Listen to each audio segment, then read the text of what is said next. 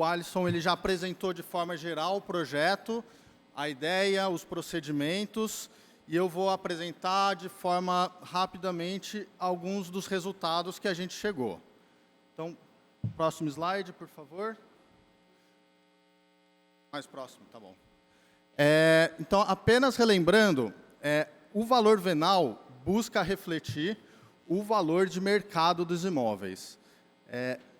Com base no cadastro do município, a gente conseguiu, usando os valores estimados para cada região da planta genérica de valores, chegar no valor de cada um dos imóveis dos bairros. Então, esses exercícios que eu vou mostrar aqui para vocês, eles comparam o valor venal dos imóveis cadastrados contra anúncios que a gente encontrou nas mesmas regiões. Então, aqui são alguns bairros selecionados, mas só para mostrar para vocês a ideia de como funciona. Aqui na tela, em azul, tem o valor venal de cada imóvel cadastrado. Isso é um gráfico de distribuição, então o que ele está mostrando é que próximo de zero reais, lá, 100 mil reais o metro quadrado, tem poucos imóveis no Parque Estoril com esse preço. O valor um pouco mais caro, 200 mil reais o valor venal do imóvel. Tem um pouco mais de imóveis nessa faixa. E assim vai. Então, quanto mais alta a curva, quer dizer que maior a concentração de imóveis nesse bairro com esse valor. E em vermelho, a gente mostra o valor dos anúncios das nossas bases de dados nessa região. Então, por exemplo, Jardim São Francisco, que está aí. Nós temos uma concentração grande de valores por volta de 300 mil reais, o valor venal, e sendo que nos imóveis anunciados, esse valor está em torno de, a mediana está em torno de 360 mil. A mediana, que é essa linha vertical, ela mostra, é uma medida estatística de centralidade. Então, ela mostra qual que é o valor que divide as observações em duas. Metade das observações custam menos do que esse valor na tela, metade das observações custam mais. Então, quando a gente compara essas duas curvas, a gente está mostrando que o valor mediano dos imóveis do cadastro do Jardim São Francisco está com um valor venal mediano de 361 mil. Ao passo que os anúncios nessa região têm um valor venal, um valor anunciado de 360 mil, certo? E a gente tem alguns bairros, a gente está mostrando essa dinâmica em alguns bairros. Por exemplo, o Jardim Tarraf 2 é um caso interessante, que é uma região que, como os senhores sabem, tem casas e tem apartamentos. Tem uma região com muito apartamento que a gente selecionou e separou para criar uma nova zona homogênea, mas ainda tem alguma heterogeneidade de imóveis no bairro. Então, quando a gente calcula o valor venal de cada imóvel do cadastro, aparecem essa distribuição bimodal, esses dois valores de concentração. Do lado esquerdo, são alguns prédios que tem na região, que tem um valor um pouco mais barato. Do lado direito, que tem esse pico de concentração mais alto, são as residências horizontais, são as casas da região. Isso do cadastro. A linha vermelha mostra os valores de anúncio no Parque Tarraf 2. E esses valores são primordialmente casas. Então, por isso que eles estão mais alinhados com esse segundo pico à direita. Próximo, por favor. Bom Jardim é um outro caso. Então, as distribuições do valor venal do cadastro contra os anúncios estão bastante parecidas. Então, a mediana do valor venal do cadastro está um pouco abaixo. Próximo, por favor. Higienópolis é a mesma coisa. No cadastro tem um pico de concentração dos imóveis muito grande, por volta de 200 mil reais, o valor venal do imóvel, ao passo que os anúncios eles estão um pouco mais concentrados na região dos 300 mil reais, o valor anunciado. Então, a gente tem um valor abaixo do anunciado em Higienópolis também. Próximo. Vila Santa Cruz, é a mesma dinâmica, a gente observa que as curvas são bastante similares, mas tem um deslocamento para a esquerda, ou seja, valores um pouco menores que a gente estimou como valor venal no cadastro, em comparação com os anúncios da região. Próximo. Vila Diniz, a gente nota que os anúncios eles estão um pouco mais espalhados, então a curva ela é um pouco mais chata, ao passo que o valor do cadastro está mais concentrado, com a mediana em 360 mil. É importante só destacar que o cadastro ele tem todos os imóveis cadastrados na cidade, ao passo que os anúncios é uma subamostra desse cadastro. Então, você tem alguns anúncios, alguns imóveis do cadastro que são anunciados para a transação, mas você tem um estoque muito maior de imóveis perenes lá. Então, tem que ter essa distinção clara na hora de comparar os valores. Próximo. Jardim Tangará. Aqui também temos uma diferença um pouco maior até.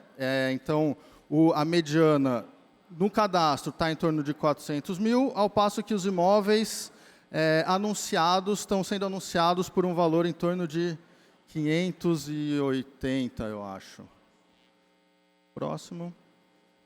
Jardim Celeste, é a mesma coisa. A gente tem uma no cadastro temos uma concentração maior de imóveis perto, com valor venal em torno de 375 mil, e os anúncios eles têm uma mediana um pouco maior, mas nessa amostra de anúncios, nós temos valores mais espalhados pelo bairro. E próximo. Próximo. Jardim Ouro Verde. Aqui a situação se inverte, os anúncios são bastante concentrados, em torno de 410 mil, e aqui o cadastro, o valor mediano está em 423 mil. Próximo.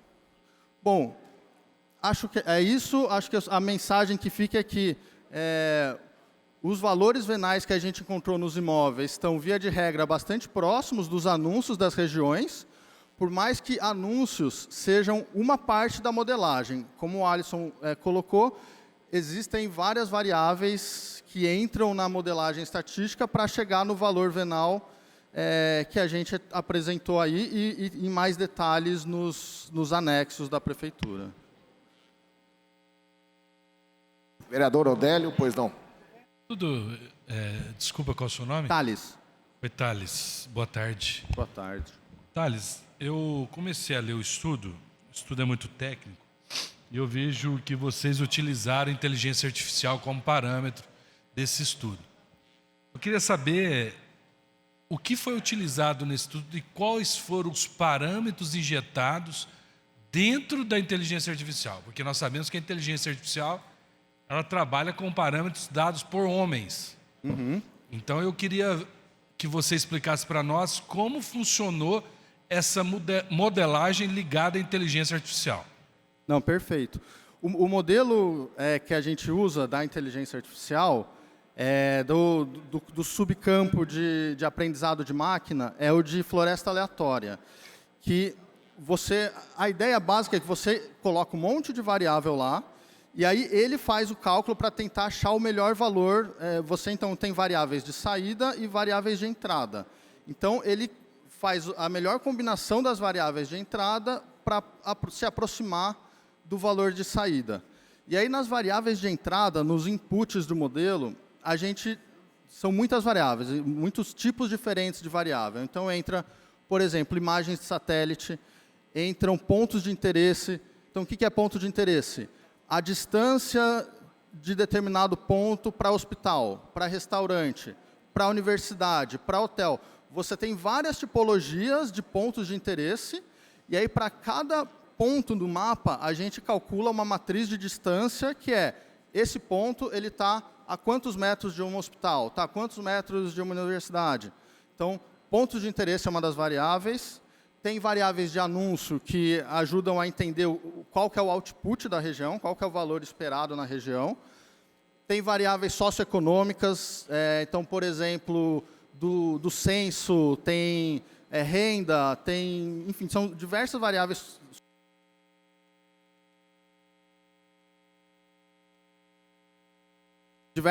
socioeconômicas para tentar olhar além daquilo que está claro para os anúncios, porque anúncio você não tem na cidade inteira. Tem lugar da cidade que você não pode contar com anúncio. Então, por isso que a gente usa imagem de satélite, ponto de interesse, para tentar entender o que acontece em lugares onde você não tem anúncios e transações observáveis acontecendo. Então, tem esse monte de variáveis que entram na modelagem. Outra pergunta, eu gostaria de...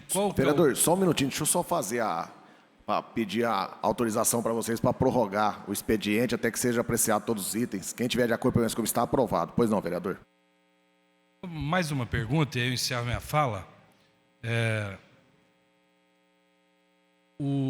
Dentro desse cadastro imobiliário total de São José do Rio Preto, a pergunta que eu faço ao senhor, já que as amostragens, o senhor disse que são vários os dados. Pode existir que em determinadas localidades o valor venal ultrapasse o valor comercial do imóvel? A gente tenta calibrar o modelo, como o Alisson comentou, para ter dois fatores, um fator de segurança e um fator de oferta, para chegar próximo, para tentar ficar abaixo do valor de mercado. No entanto, existem informações que a gente não tem. Por exemplo, se é um apartamento, qual que é a altura do apartamento, imóveis de esquina. Então, a gente olha para uma região e a gente tira uma média da região. Esse valor venal apresentado, ele representa a média da zona homogênea, que é o recorte de trabalho é uma zona homogênea, e aí a gente aplica o mesmo valor do metro quadrado para todos os imóveis dentro daquela zona homogênea. Então, dentro daquela zona homogênea, pode acontecer de alguns imóveis ficarem um pouco acima ou um pouco abaixo, porque pela ausência de informação precisa, assim, certo? Então, pode falar. E mais uma pergunta, existiria alguma forma de corrigir essa distorção? Na modelagem, a gente tenta minimizar as distorções ao máximo possível, mas alimentar o modelo com mais informações sempre é útil e sempre é um canal a ser pensado. Satisfeito, presidente. Muito obrigado. Só um minuto, vereador Renato, que o Alex estava na fila. Alex. Vai lá, Alex. Encosta mais perto do microfone, Alex.